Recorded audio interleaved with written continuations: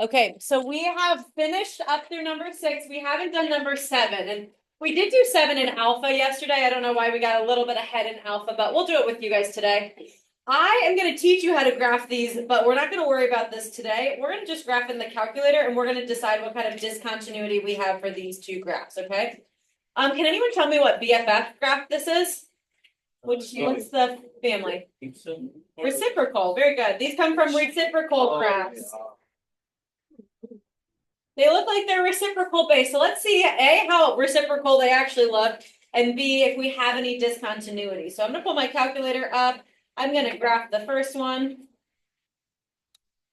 I've got y, and I will make that x to the third plus x divided by x. I like to be very careful. I put parentheses around all my numerator and my denominator, so just make sure that you're careful enough. And then I get this graph. Ooh, that doesn't look like a reciprocal graph, does it? No. However, knowing what we know about the domain, I do see a red flag in that equation. What's the red flag you see? Oh, whoa. The x cancels out? The x's will kind of cancel themselves out, but what's my red flag? What would be my problem with my domain, Joey? The denominator can equal 0. Cannot equal 0. Tammy, you want to add on to that? No, sorry, I just got a different A different picture? yeah. I would make sure that your numerator is in parentheses. Because if not, it maybe didn't give you that. So I'll come and help you look out for in a second. Now, you can't see that on our graph, but if we go to second graph and hit the table of what's going on our graph, do you see that I now have an error at 0? Is everyone following me there? That means that I have no y value. So that means that we do have a point of discontinuity. Basically, it's not just like kind of a parabola looking shape. It's a parabola with an open circle at 0. Wait, how did you get to that point? Second graph. And that shows you all the points that are currently on my graph. And it shows me that I have an error at 0, which makes sense. That's the red flag that we know about. And so what kind of discontinuity is this? I know we did it yesterday. Is it removable? Is it jump? Is it non-removable? I don't think it's jump. Oh, no. Remember, jump is like where we had part of the graph and then we pulled, like went up and then we had more of the graph up there. Is there like a gap in my graph? We just have an empty circle. This one is removable. Because I could easily fix it by putting that dot in my graph. What's Non-removable is a normal reciprocal graph like this. Because I can't fix it. I can't notability magic that one my way out. Is it removable? This one is removable. Very good. Removable discontinuity. Let's do the same thing. Graph the next one. Anyone need help with their graph on letter A? Okay, go graph letter B.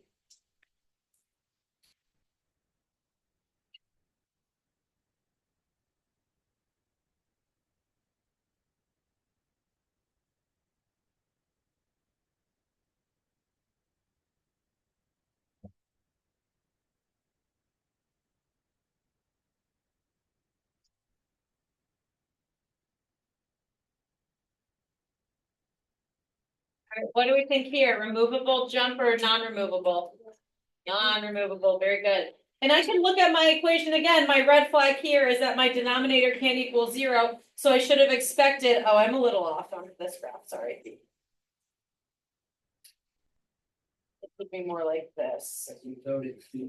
Asymptote it 2. X cannot equal 2. So we'll call this non-removable because there's no way that I could fix this and make it continuous. So that was really fun. Okay. All right, so that's all the continuity we're doing for today. We're going to do a little bit of symmetry, odd and even, and then we're going to do a little bit more with these asymptotes for my reciprocal graphs, okay? Now, instead of going straight to 8, do you remember we skipped number 4 earlier? Can you go back a page on your notes to find number 4? We skipped even and odd for the symmetry, right?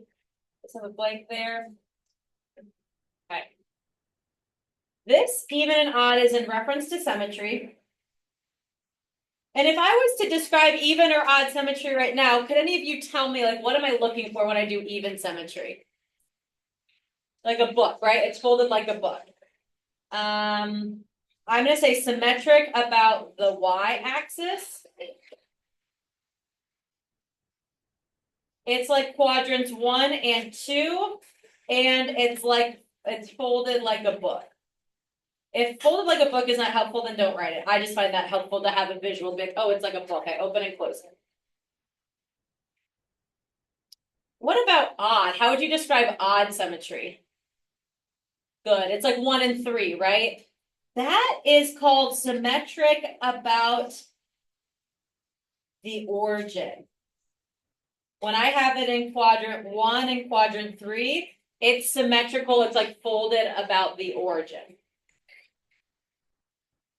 Okay. Now that one's a harder thing to picture. Folded like a book is a lot easier than a first and third quadrant kind of folding down on each other. So what I'm going to do is give you a little algebra to help us go around this, okay? For my even symmetry, for all x's, f of negative x is equal to f of x. If it has even symmetry and you plug in a negative number, it should give you the exact same number as if you plugged in the positive number.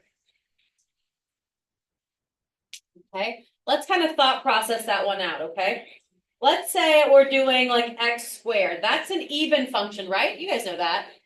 If I did positive 2 squared versus negative 2 squared, I'm implying that we should get the same answer regardless. So what is positive 2 squared?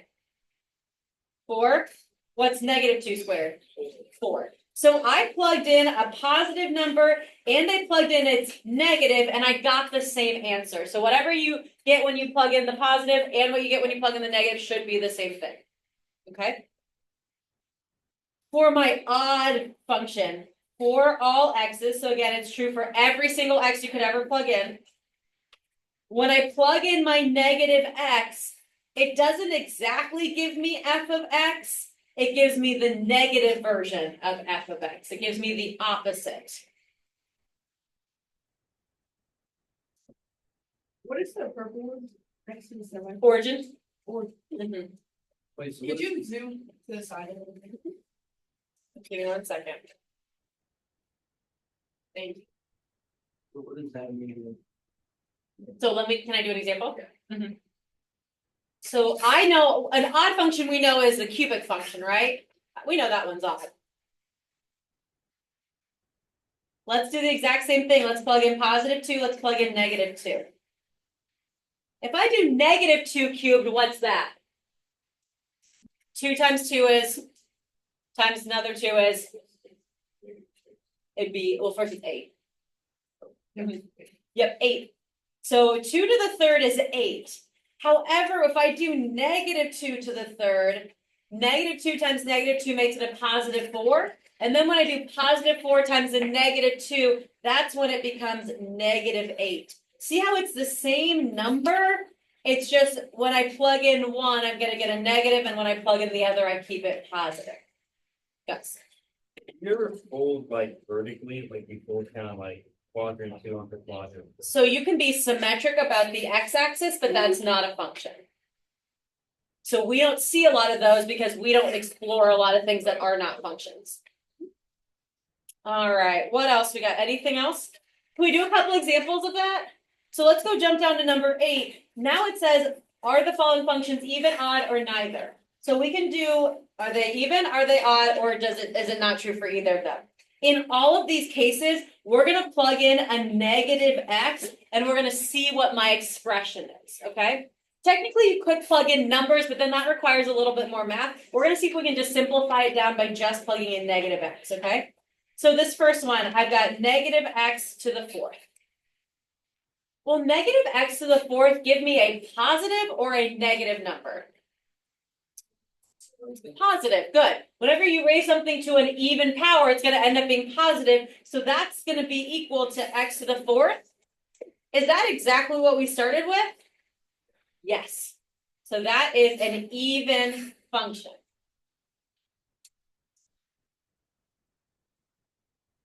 It's an even function. Okay, what if I do the one next to it? I'm gonna plug negative x in for x squared, for x. I still have my square root, I still have my square, I still have my plus 2.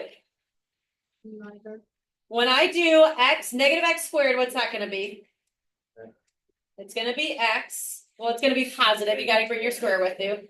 And then I can't combine the two or get rid of that square root. So is that the same or is that completely different than what we started with? It's the same. Now, Avery, did you see the square root and say that you know that that's not even nor odd? Yeah, which I think is fair. The square under the square root is what kind of tricks us a little bit. So that's why we just plug into our formula, or we'll just plug that negative x in, and if it gives you exactly what you started with, then that's fine. It's just even. Okay. Same idea for that next one. Let's plug negative x and plug negative x in every single time you see x.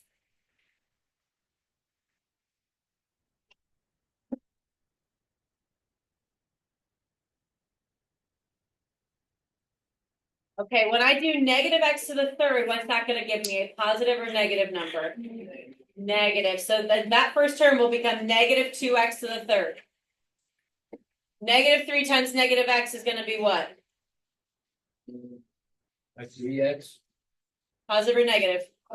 Positive 3x. Can I do any more combining? Any more simplifying? Okay. What's negative 3 times negative x? Oh, So negative times a negative. How is this exactly the same as what we started with? Is every sign opposite? Yes, that makes it an odd function. It's only odd if every single sign is opposite, not just if one is opposite, not if all but one is opposite. Every single sign has to be opposite, okay? Let's do the next one. Same idea over here. Let's put negative x in my denominator. Wait, can I simplify that anymore? That's about as good as we get. Is that exactly the same as what we started with? Is every sign opposite? Yes. Now I know you're like, well, the one didn't change its sign. That's okay because this is all one term, right? That's like saying this whole thing is a negative fraction. That means all the signs are different, so we're going to say odd. Okay, and then last one over here. We're going to put negative x in for all my pieces. Everything else stays the same.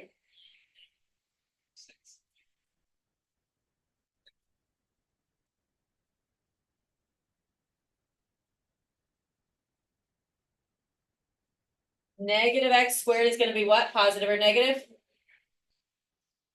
Positive. And then bring that negative with you, so it'll still be negative x because I have to bring that outside negative down with us. What's a positive 0.3 times negative x? Negative 0.3x. And then does the 5 change signs or does it stay positive? It stays positive. Is this exactly the same as how we started? Is it every sign different from where we started? No, so it's neither.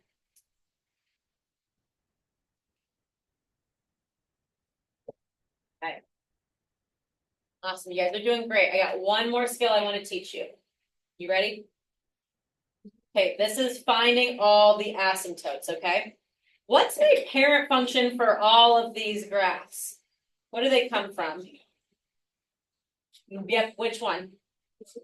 The reciprocal, very good. They all are kind of based on this reciprocal function, which means we've got a vertical asymptote and a horizontal asymptote. I'm going to kind of set my page up. I believe you guys should know how to do this. I believe this should just be a little review, a little reminder. So I want you to think, okay, do I remember how to do vertical asymptote and horizontal asymptote? Last class, someone was like, is this a lot of work? I don't think there's a lot of math work. There might be a little bit of rule remembering, but not a lot of work, I don't think. just the zero stuff. Zero. Okay. Let's do vertical asymptote first. The vertical asymptote is a vertical line, so it's an x that doesn't work. And if it's an X that doesn't work, that means that X is not in my domain. How do we know what's not in our domain? Remember working on our fraction domain yesterday? What did we have to do when it was a fraction? Cannot equal 0. What part cannot equal 0? The denominator. This time though, I don't want what it can't equal. That number that it couldn't equal is my vertical asymptote. So I'm going to say my VA is setting my denominator equal to 0. So I'm just going to set my denominator equal to 0. Now you can show me as much or as little work as you want on these, but I'm just going to set my denominator equal to 0. So that first one, x plus 1 is equal to 0. That's going to be x equals negative 1. Cool. Let's keep rolling. Next one. What's my vertical asymptote going to be here? Negative 3. You try horizontal one. We will do, let's do all the vertical and then we'll do a horizontal one. What about the next one?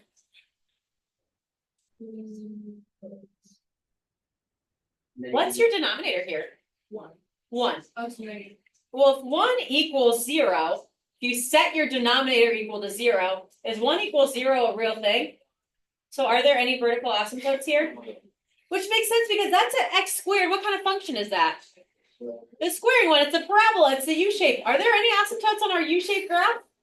Nope, I heard you guys tell me there were 4 that have asymptotes and the squaring one was not one of them. All right, let's look at that next one. Let's set that equal to 0.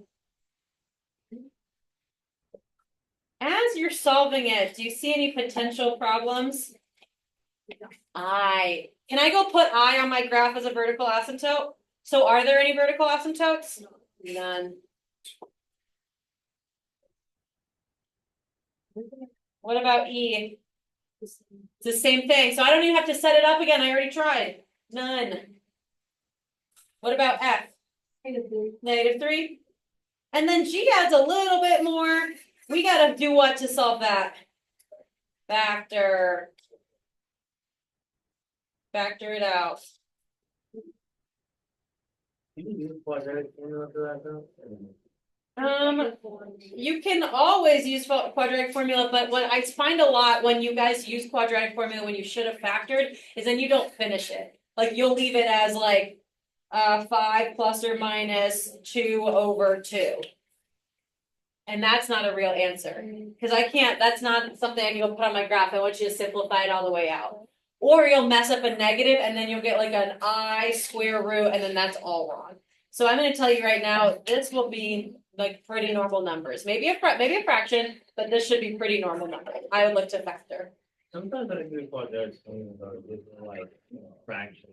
I try to factor and I get 1. You did something wrong somewhere. You should get the exact same answer when you do this. All right, shall we horizontal asymptote now? Yeah. Okay. Horizontal asymptote is a little bit funny because there are 3 options. Does that make us ring any bells yet? All right, let me see if I can give you some that might ring some bells. The first option is the exponent could be the same on top and bottom. The second option, the exponent could be bigger on bottom and smaller on top. And last, the exponent could be bigger on top and smaller on bottom. Isn't that every option? I mean, yeah, those are your 3 options. No, like, it's always gonna be even bigger or smaller. Yeah, So every single one has an asymptote? every single one that has a fraction has an asymptote. Oh. Has some kind of asymptote. Oh, okay. Okay, so is this starting to ring some bells yet? I know you guys have learned this. If they have the same exponent, this is usually the one we like the most. Because if they have the same exponent, then we're just going to look at their coefficients, and our answer is going to be y equals a fraction of their coefficients. So like if I look at like letter A, do you see how they are the same exponent? So what's the fraction of their coefficients? 1. So it's just going to be y equals 1. Okay, so would the next one be two? The next one would be two. Oh, it's just. Well, because their exponents are the same. So I can look at their coefficients. So there's no. 2/1. Oh. 2/1 makes 2. But I do remember this. But, yeah. Yep, you've learned this. Whether you choose to remember it or not, I know it was taught to you. Number 3 is none. Number 3 is none. Why is number 3 none? Not. Not a fraction. What about, the next one is an example that we haven't done yet where the exponent is bigger on the bottom. This one is one that I generally have just memorized, but I think Miss Lettington or Mrs. Hollis does it this way where they say, okay, get them to match. And so we have to put a 0x on top. Which then if they match, then 0 divided by anything is just 0. If the exponent on bottom is bigger, then the asymptote is just y equals 0. So I've just always been told just you have to memorize that, like you just have to know that. There's nothing I can do about that. But one of them, or maybe Mrs. Field, I don't remember, somebody told me recently, like, oh, you can just put a fake 0x in there, and then that is like, oh, then I don't even have to remember it, then you just make a fraction, 0 over anything is 0. The last one, I'm not going to actually do out. This one will be a slant asymptote where we'll have to divide our polynomials, which I'm just not getting into this chapter. We'll get into that in chapter 2, but we're not there yet, so we're not going to worry about that. It will be a slant asymptote if the number exponent on top is bigger than the exponent on bottom. Avery? So is the answer, if it's a fraction, like the asymptote, One is not a crazy answer, and you'll get it a lot. Should we keep going down our problems? Yeah, Joey, question before we go on? Does the function have to be like a fraction?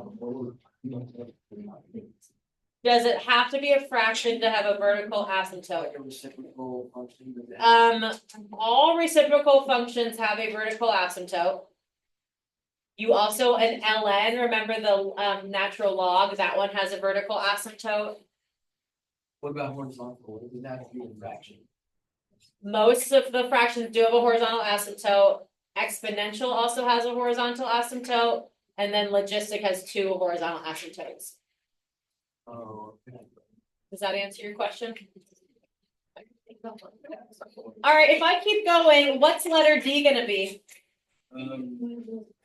Zero. In my head, I'm asking myself, 0? are the exponents the same? No. No. Is the top bigger? Yeah.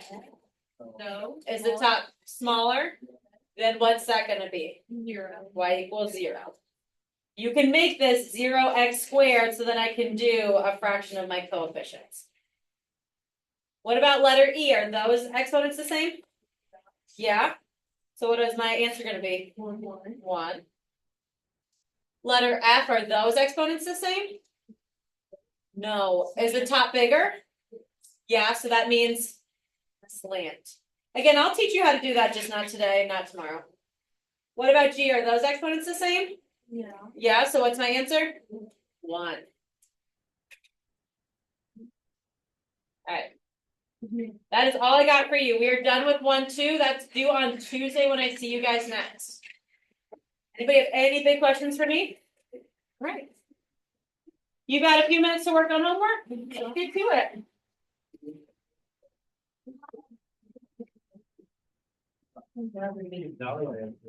You guys ate them all. For penny. You get more? Huh? You get more? Okay, so they get it. I mean, I can get more, but right now I have finances that need to go other places, so I'm not rushing to the store to buy Jolly Ranchers. I was just wondering, I didn't want it. Okay.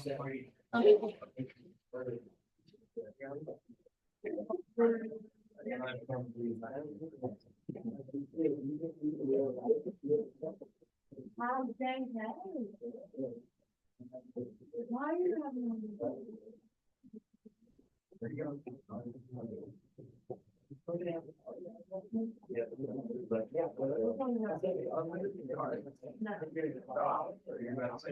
Yeah. What sign is it?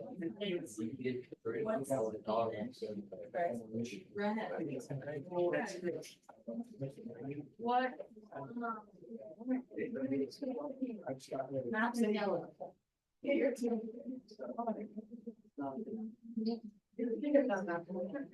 I like yellow. Well, okay, so unfortunately, I don't have yellow regulated. Besides green. English, and green, but I'm not.